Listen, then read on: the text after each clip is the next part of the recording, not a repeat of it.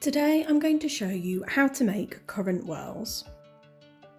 You will need 320 grams of puff pastry, 100 grams of currants, 50 grams of sugar. I use demerara sugar, but you can use whichever sugar you want, and 1 egg.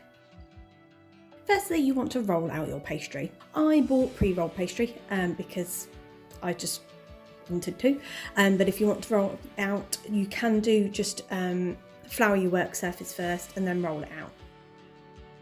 Then, having pre-beaten the egg, you just want to egg wash the top of the puff pastry.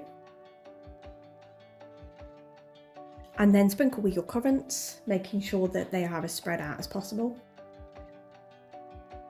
And then sprinkle with your sugar. So I didn't actually use all of my sugar because I didn't want it to pile up on top of the puff pastry. I sprinkled it until the puff pastry was covered with the sugar without it being too much, and then I reserved a little bit for sprinkling later.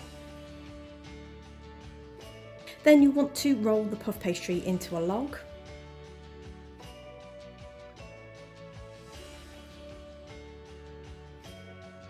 And just at the end, use the beaten egg to seal the ends in, otherwise when you bake it they'll unroll. And then cut into slices. My slices were about 4 centimetres thick. Then put on a baking tray lined with baking paper and put them so then the swirl is facing upwards. And then just egg wash the top of the puff pastry and then sprinkle with a bit of sugar.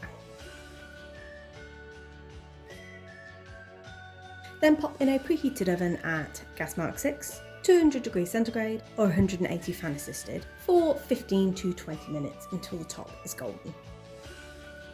And there you have it. That is how you make currant whirls.